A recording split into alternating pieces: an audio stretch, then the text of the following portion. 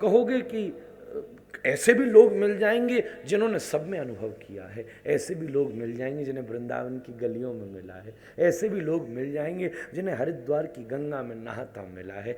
सब अपने अपने अनुभव से अनुभूत व्यक्तित्व प्राप्त हो जाएंगे। पर समस्या ये है कि है कहाँ? ये प्रश्न से तो थोड़ी देर मेरी खोपड़ी भी घुमा दी है, पर बाद में एक ही सार्वस्व प्राप्त हुआ, जहां विश्वास है वहां है। एक मूर्त में विश्वास है तो आपका भगवान तो उसी में विराज रहा है। कह दिया मीरा ने जाके सिर मोर मुकुट मेरो पति सोई, हो गया काम उसका। जिधर विश्वास हुआ उधर से उसकी प्राप्ति हो गई। मीरा बच्ची थी, जा रही थी मां के साथ, एक बारात निकल रही थी। मीरा ने पूछा ये क्या है? बोले बारात। ये कौन बैठा है घोड़े पे? दूल्हा। कहाँ जा रहा है? अपनी दुल्हन के पास। तो माँ तू भी तो मुझसे कहती है मैं दुल्हन जैसी लगती हूँ, दुल्हन जैसी लगती हूँ, बता तो सही मेरा दूल्हा कहाँ है? माँ चक्कर में फंस गई। एक सामने गोपाल का मंदिर था, कह दिया वो आले में बैठा तेरा दूल्हा। बस वो दिन था, मीरा ने घोषणा कर दी, जाके सिर मोर मुकुट मेरो पति सोई। जब ब्याह हो करके आई ना तो अंदर कमरे में थी, भोज कमरे में आया तो बोली महाराज मुझे क्षमा करना, आपको गलत फहमी में रखा, ये मेरी दूसरी शादी है। मैंने तो सुना पहली। बोले अब से झूठ बोला है। बोले फिर पहला पति? बोले वो अंदर बैठा है कमरे में उधर। बोले तू उसे मरवाने लाई है? मुझसे पहले भीतर भी ले आई उसको? हाँ? क्या मर्डर कराना है मेरे हाथ से? दिखाइए जरा कौन है। मीरा चुपचाप भीतर गई और गोपाल को उठा लाई, जाके सिर मोर मुकुट मेरो पति सोई। भोज ने प्रणाम किया, तू पत्नी नहीं तू तो गुरु होने योग्य है महाराज। उसके देवर ने परेशान किया उसे। जिधर विश्वास हो गया उधर उसकी प्राप्ति हो गई। एक पंजाब में भक्त हुआ, पंजाबी बाग बैठा हूं, तो वो धन्ना जाट ऐसे कुछ नाम था। मंदिर पहुंचा, एक बार उसने एक से पूछा यार भगवान कहाँ मिलेंगे? पूछा भगवान कहाँ मिलेंगे यार, मुझे मुलाकात करनी, जरा मिलाओ तो सही।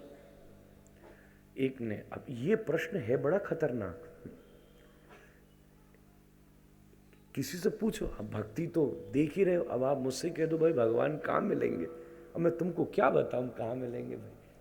ये अनुभव का विषय, इसके लिए तो नजर चाहिए भाई। किसी से भी पूछ लो उसको भी पसीना आ जाएगा। पूछ दिया तो एक ने पीछा छुटाने के लिए कह दिया, बोले मंदिर में पुजारी जी के पास। जाट पहुंच गया मंदिर का, पुजारी जी भगवान से मिलाओ। बोले ये है तो सही सामने मंदिर में। बोले इनसे तो मैं रोज मिलता हूं, ये तो भगवान की मूर्ति है, असल भगवान कहाँ है जिनसे ये भी बना? अब ऐसो ही धन्ना जाट था, जाट बुद्धि, उसने कहा चलो जैसो ठीक। पंडित जी ने पीछा छुटाने के लिए कहा, इसने कहा जिससे ये भी बना था तो ये किससे बना? पत्थर से। तो पंडित जी जिस पर बैठ के चरणामृत देते थे वो पत्थर ही उठा के दे दिया, चल ले जा, इससे बना। मूर्ति चट्टान से बनी, काट काट के, तो कह दिया इससे बनी। अब उसकी बुद्धि भी छोटी, उसने कहा ठीक है बढ़िया, इसी से सही। ले जा करके खेत की मेड़ पे धर दिया। पत्नी से कहा बना भोज, बढ़िया। उसने बनाया 56 भोग। अब उसकी पत्नी ठूप टिक्कड़ बना के, साग सूग बना के धर दिया सामने। अब बैठा ठोड़ी पे हाथ धर के, भगवान पाइए, पाओ। 1 घंटा, 2 घंटा, 4 घंटा पाओ भाई, ठंडा हो गया, फिर गर्म कराया, फिर रख दिया। भगवान पाओ, पाते क्यों नहीं हो? रोबे, हाथ जोड़े, प्रार्थना करे, पाओ पाओ। सब बोले आप नहीं पाओगे, मैं भी नहीं पाऊंगा। आप भाई पहली बार पधारे हो, लेके सब गैया को डाल दिया, दोबारा बनवाया, दोबारा लेकर सामने धर दिया। 1 दिन हुआ, 2 दिन हुआ, अड़ गया ये भी। अड़ने वाले कोई मिला है? ढीले ढाले को कभी मिला भी नहीं। हमारा अड़ापन आता 1 घंटा भी कथा सुन के जाएंगे ना, 8:30 बजे तक रहेगा। फिर जैसे ही डिनर के लिए उतरे थोड़ा नीचे, फिर जब तक आपने रात वाला दूध पिया थोड़ा और नीचे, फिर सोए और थोड़ा नीचे। दूसरे दिन सुबह उठे, अच्छा यार अभी 3 दिन और बाकी। 7 दिन कथा सुनी, 2 महीने तक थोड़ा रहेगा। फिर तो कोई बात नहीं, उसको नीचे जाने दो, आप सुनते रहो। जिसका जितना जल्दी नीचे जाता है ना, उसको उतना ज्यादा सुनना चाहिए, अपने आप बढ़ता रहेगा। ये हताश होने वाली बात नहीं है। हमसे कई लोग कहते हैं महाराज ये सुन के जाते हैं, याद नहीं रहती, क्या करूं? मैंने कहा ज्यादा सुन। बोले महाराज कथा तो सुन लेते हैं, अभी थोड़ी देर तक तो रहता है, फिर खत्म। तो मैंने की और दोबारा बुला ले हमको, और क्या तो आ जाए, फिर सुन ले।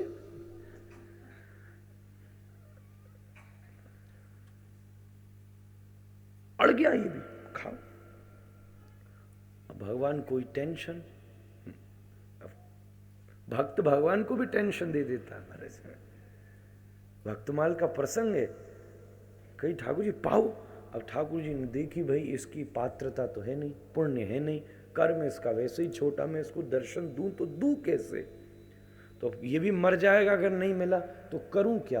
तो सोचा वो सामने जलेबी रखी है एक बिल्कुल पास, तो ऐसा करो थोड़ा सा हाथ निकाल के इस पत्थर में से और बस थोड़ी जलेबी खींच लेता हूं, तो उसको दर्शन मिलेगा भी नहीं। वैसे भी चोरी की तो बचपन से आदत है ही है, कोई ज्यादा झंझट तो लगता नहीं खींचने में, एकदम खींच लूं तो दर्शन भी नहीं मिलेगा, इसकी मर्यादा भी पूरी, मेरी मर्यादा भी पूरी, खा लेगा मेरा पीछा छूटा। हाथ निकाल के जैसे ही ठाकुर जी ने जलेबी पकड़ के खींची, इसने देखा ये क्या आया है? चलो आया तो कोई बात नहीं, ये गया क्या? वैसे ही जाट बुद्धि, उसने कहा ये कहां ले जा रहा है, हाथ पकड़ लिया। अब ये बाहर खींचे और वो भीतर, ये बाहर वो भीतर। भक्त की कथा है, ये बाहर वो भीतर। जैसे जोर लगाया इसने, महाराज कोई ढीला ढाला थोड़ी ना आजकल जैसा, महाराज 2 माला करके पड़ गए, पीठ में दर्द लड़ गया महाराज खींचवे में। ठाकुर जी चिल्ला, मैं गया, राधा रानी पकड़ो। पीछे से प्रिया जी ने पकड़ा, ये भीतर जाए, इसने कहा अरे मैं गया पकड़, उधर उसकी जाटनी ने पकड़ लिया महाराज। दोनों में खेचाता, निया ने कही ये ऐसे नहीं आएगा, पाम अड़ा के सो झटका। ठाकुर जी भी बाहर, प्रिया जी भी बाहर। अब बैठो महाराज, दोनों को प्रसाद पिवाया, खुद भी पायो, खुद भी पाया। विश्वास हुआ तो एक पत्थर से मिल गया, जिधर हुआ उधर मिला। 2 ही चीज चाहिए, दृढ़ विश्वास और खूब निश्चलता। उस दिन चौपाई कही थी, निर्मल मन का उपाय बता दिया। कोई कहता है भाई 3 दिन ऊपर लटको, कोई कहता है टेढ़े बैठो, कोई कहता माला करो, कोई कहता ये करो, कोई कहता वो करो। श्री ठाकुर जी बोले निर्मल मन जन सो मोहि पाए। कैसे मिलूंगा? मन निर्मल हुआ और मैं मिला, बस। खूब निर्मलता और दृढ़ विश्वास। हमारे जीवन की छोटी छोटी घटना सबसे पहले हमारा विश्वास हिला देती है। हम ये प्रश्न करते महाराज,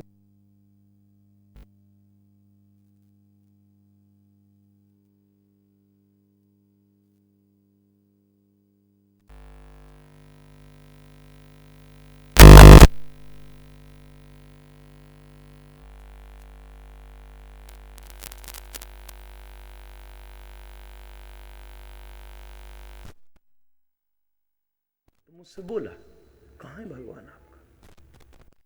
मैंने कहा चल मान ले, नहीं है, नहीं है भगवान, अब है ही नहीं, कहीं नहीं है। अब तू जा, फिर कूद भाई डंडा लेके पठानकोट, तू ही जा।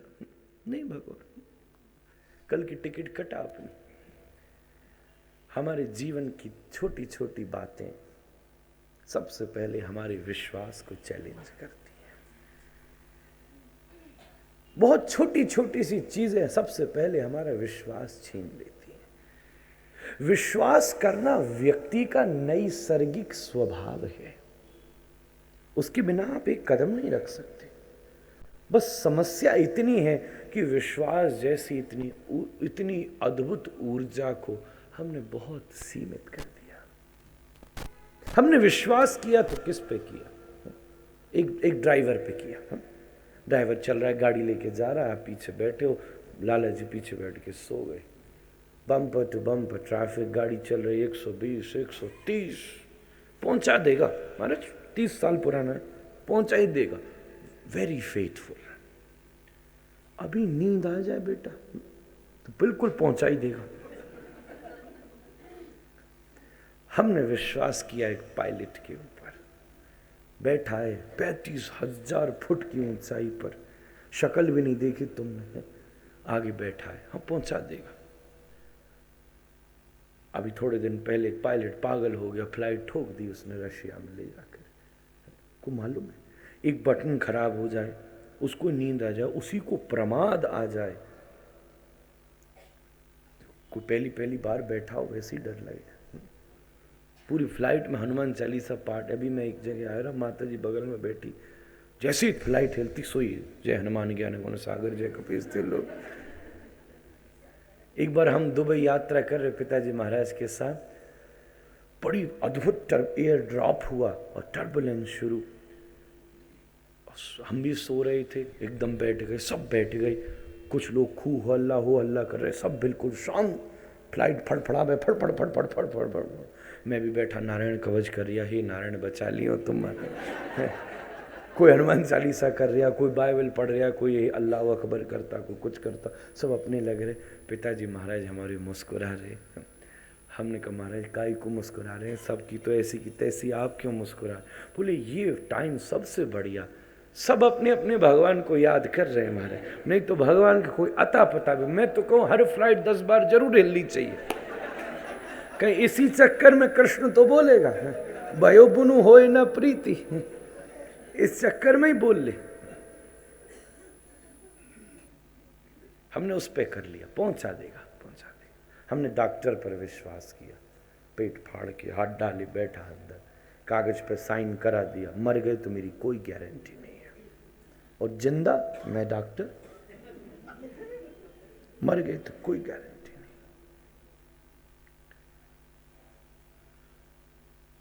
कितनी बड़ी मुसीबत है। हमने मैकेनिक पर विश्वास किया, क्रिएटर पर विश्वास नहीं किया। कितनी बड़ी गलतफहमी है।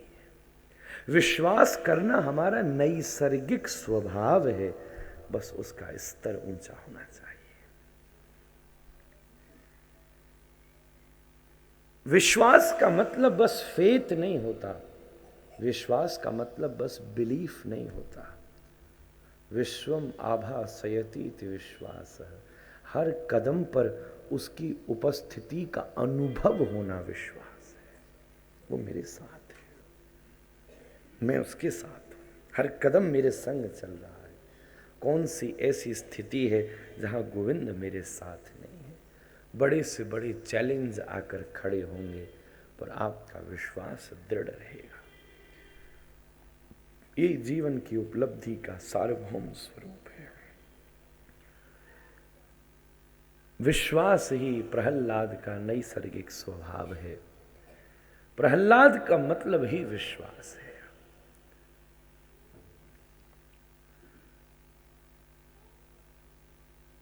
प्रहलाद ने भगवान को पाया दृढ़ विश्वास से। हमें कष्ट देने वाला कौन है? किसी से छोटा सा भी कष्ट हो जाए, थोड़ा व्यापार में समस्या हो जाए, सबसे पहले हम भजन छोड़ देते हैं। प्रहलाद को कष्ट देने वाला उसका पिता है। वो जितना दखल देता है, इसका विश्वास उतना दृढ़ होता जाता है। मैं प्रहलाद की कथा की फाउंडेशन बना रहा था।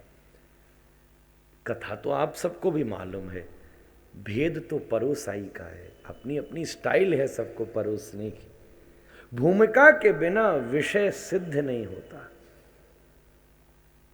भूमिका के बिना विषय की सफलता नहीं होती। अब परोसाई कला है महाराज, परोसना ही बहुत अच्छा हो जाए। एक पत्नी परोसे, उसने चाय बनाया हो, दाल फुल्का चावल बनाया हो, ऐसी दे दिया, लीजिए खा लीजिए, पेट तो वो ही भरेगी। पर एक है जो प्रौढ़ी है, एक है फुअड़िया। हमारे यहाँ दो कैटेगरी हैं, एक है फुअड़िया, फुअड़िया बनाया दाल फुल्का ले दे दिया प्लेट खा लो। एक है प्रौढ़ी, बनाया उसने भी दाल फुल्का चावल, पर थोड़ा सा साथ में अचार डाल दिया, फिर थोड़ी सी चटनी और रख दी, फिर एक पापड़ बना करके और रख दिया, फिर 2 खीरा काट के और पास में रख दिए, थोड़ा सा सलाद बना दिया, एक कटोरी में थोड़ा सा दही भर करके और रख दिया, फिर पास में कुछ एक मीठा ला करके और धर दिया। बनाई 3 चीज़ थी, बस आस पास की छोटी छोटी व्यवस्था ने 3 को ही 56 भोग बना दिया। क्या बात है, वाह वाह, बहुत कुछ दे दिया भाई, ये तो बड़ा, इसको कहते हैं प्रौढ़ी। तो परोसाई की बात है। भागवत की कथा तो मूल तो फिर वो दाल फुल्का चावल तो मूल है ही है, पर साथ ही साथ मेरी सफलता तो तभी है ना जब कुछ दृष्टांत की चटनी भी पास में रखी हो, कुछ आत्मानुभूति का अचार भी संग में रखा हो, कुछ टीकाओं के अवलोकनों का सलाद भी पास में पड़ा हुआ हो, कुछ जीवन के भिन्न भिन्न और मित्रों के संगियों के अनुभवों के पापड़ भी तल कर के साथ में परोसे हों। जब ये सब चीज साथ है तो ये भागवत का दाल फुल्का भी और सुंदर होकर के प्रस्तुत हो जाता है। प्रहलाद विश्वास का स्वरूप है महाराज। हिरण्यकश्यपु ने तप किया और ब्रह्मा जी से वरदान प्राप्त कर लिया। वरदान तो ये पाना चाहता था कि मैं अमर हो जाऊं, पर ब्रह्मा जी ने कहा असंभव, अमर नहीं हो सकता, जिसने जन्म लिया है उसे मरना पड़ेगा। अब्द वाब्द सतांतेवा मृत्युर्वई प्राणिनाम ध्रुवा। ये जीवन का एक निश्चित स्वरूप है, असंभव ये संभव नहीं है, तू कुछ और मांग। हर व्यक्ति चाहता है मैं अमर हो जाऊं, चाहता क्या, मैं सोचता हूं शायद हर व्यक्ति जीता ही ऐसे है कि मैं अमर हूं। आज का हर व्यक्ति जीता ही ऐसा है कि मैं अमर हूं, कुछ और मांग। हिरण्यकश्यपु ने कहा फिर मेरी कुछ लंबी चौड़ी मांग है। मांग क्या चाहिए? बोले न मैं घर के अंदर मरूं, न मैं घर के बाहर मरूं, न मैं मानव से मरूं, न मैं पशु से मरूं, न मैं देवता से मरूं, न मैं दैत्य से मरूं, न मैं दिन में मरूं, न मैं रात में मरूं, न मैं जड़ से मरूं, न मैं चेतन से मरूं। बड़ी भारी इसकी लंबी लिस्ट थी महाराज।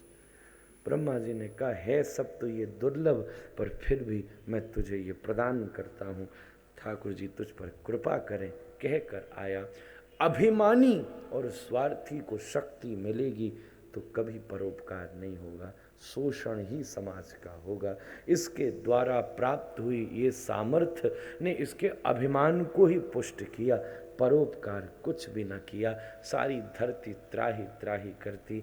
परिवार में सबसे छोटे प्रहलाद हैं, उनसे पूर्व 6 और भी हैं, ये 6 वो ही हैं। पूरा का पूरा वर्णन प्राप्त हुआ है। जब ब्रह्मा जी का अपमान किया तब इनका पतन हुआ, तब ये हिरण्यकश्यपु के पुत्र होकर जन्म लिए, फिर भी मुक्ति नहीं मिली। तब फिर ये देवकी के गर्भ से प्रकट हुए। वो प्रहलाद जी के भाई ही हैं जो 6 देवकी के गर्भ से प्रकट हुए और फिर कंस के द्वारा मारे गए। उस समय भी मुक्ति नहीं मिली, पर जब द्वारिका की लीला में श्री कृष्ण ने देवकी बहुत रो रही थी और कहा, आपका मोह नष्ट करने के लिए क्या मैं आपके 6 भाइयों को फिर से बुलाऊं, अपने 6 भाइयों को, आपके 6 पुत्रों को फिर से प्रकट करूं? बोले कर सकते हो। तब भगवान ने अपने 6 भाइयों को फिर से प्रकट किया बालकपन में, और उन्होंने देवकी का दुग्ध पिया बालक के रूप में। तब वहां पर भागवत कह रही है कि वो स्तन जिस पर श्री ठाकुर जी ने दूध पी लिया था, उसके बाद जब 6 ने दुग्ध पिया तो मुक्त होकर वैकुंठ को प्राप्त कर गया। वही महाराज सबसे छोटे प्रहलाद हैं, पर गुणों में सबसे महान हैं। एक दिन हिरण्यकश्यपु ने बड़ा स्नेह कर गोदी में बिठाया और लाड प्यार करके पूछा कि पुत्र, मैंने सुना है कि तू बड़ी अच्छी अच्छी बातें करता है, जरा 2-4 बात हमको भी सुना। प्रहलाद जी बोले, पिताजी बात तो अच्छी कर लेता हूं, पर आप बताओ मेरी बात आपकी समझ में आएगी क्या? आपके पल्ले पड़े तो बताओ। हिरण्यकश्यपु हंसते हुए बोला, तू 5 साल का छोरा मुझ जैसे वेदांती से पूछता है, तेरी बात मेरे पल्ले नहीं पड़ेगी? मुझ जैसा विद्वान इस धरती पर दूसरा नहीं हुआ, तू ये कैसी बात करता है? पिताजी मैं धर्म संकट में फंस गया। शास्त्र की 2 आज्ञा है। पहली आज्ञा ये है कि अरसिकम प्रतिकाव्य निवेदनम, अपात्र को रस नहीं देना चाहिए, अरसिक को काव्य नहीं देना चाहिए, और जिज्ञासु को तृप्त कर देना चाहिए। आप दोनों हो, इस समय पूछ भी रहे हो, जिज्ञासु भी हो और घोर अपात्र भी हो। मैं क्या करूं, मैं धर्म संकट में फंस गया। पर हां, आप मेरे पिता हो, मैं आपका ऋणी हूं, इसलिए पुत्र धर्म निभाते हुए मैं आपकी अपात्रता के दोष को जरा गौण करके आपकी जिज्ञासा को पूरा करता हूं। मैं दे रहा हूं, अब आप देख लेना, पचा सको तो पचा जाना। तत्साधु मन्ये सुरवर्य देहिनाम सदा समुद्विग्न देहाम सद्ग्रहात् हित्वात्मपातम ग्रहमंध कूपम बनम गतो तद्धरिमाश्रयेत। हे भगवान, मैंने साधु पुरुषों से सुना, पहली बात, निरुद्ध विघ्न देहाविशद। एक साधक कौन है जो उद्विग्न नहीं रहता? हम छोटी छोटी सी बात पे उद्विग्न हो जाते हैं। किसी ने कुछ बोल दिया तो उद्विग्न हो गए, 25-25 साल तक उद्विग्न रहते। उस समय उसने ऐसा किया तो किया क्यों? हंसने की बात पर हम 2 बार से ज्यादा हंस नहीं सकते, और रोने की बात पर हम जिंदगी भर रोते रहते हैं। फॉर एग्जाम्पल, मैं आपको कोई जोक सुनाऊं, एक वैसे तो इतने सुनाता रहता हूं, फिर भी एक और सुनाऊं, कितनी बार आप हंसोगे? चलो सुनाई देता हूं एक।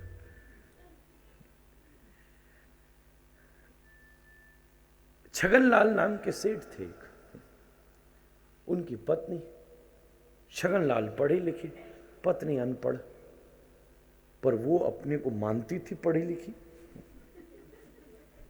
एक दिन छगनलाल जी ने पत्नी से पूछा, तो अंग्रेजी जानती है? बोले बहुत अच्छी। बोले अच्छा, सीनियर और जूनियर में क्या फर्क होता है? पत्नी ने अपनी बुद्धि लगाई और जवाब दिया, जो चिड़ियाघर के पास वो जूनियर, जो समुद्र के पास वो सीनियर। कैसे? Junior senior.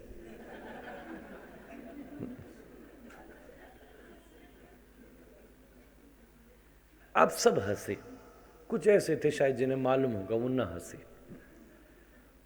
कुछ ऐसे थे जिनका हंसने का मन ही नहीं होगा शायद, कुछ ऐसे भी हो सकते हैं जिन्हें हंसने की इच्छा ही ना हो, कुछ ऐसे भी हो जिन्हें हंसना आता ही ना हो।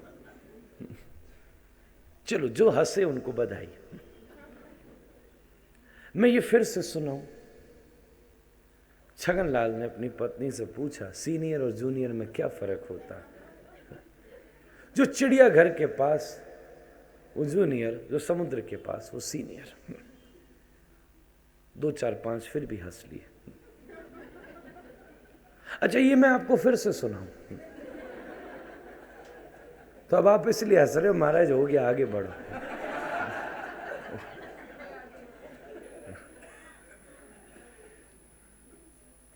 छगनलाल ने अपनी पत्नी से पूछा,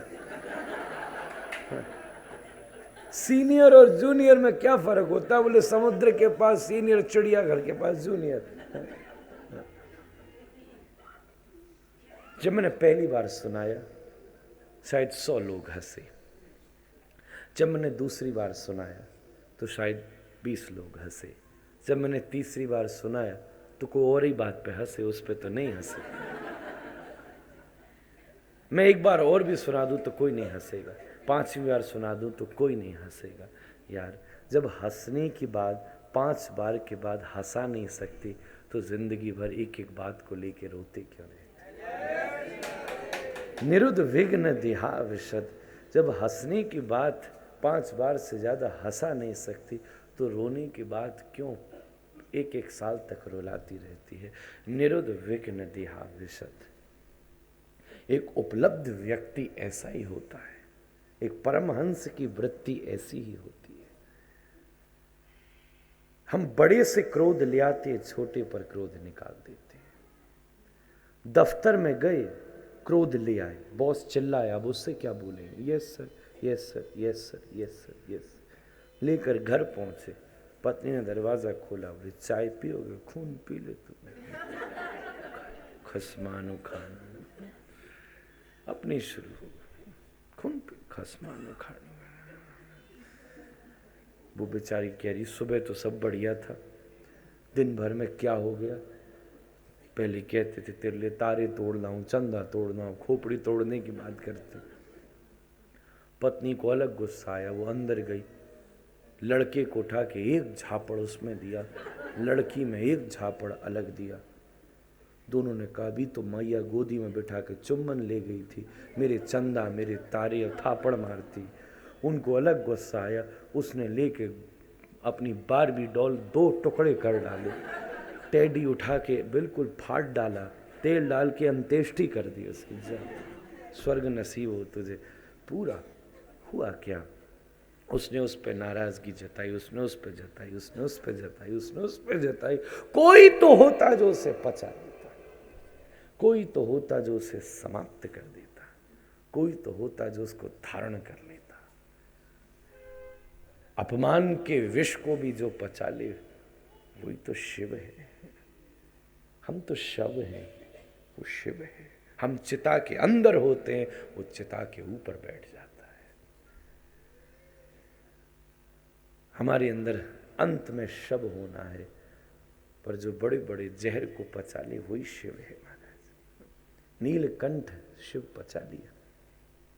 अतः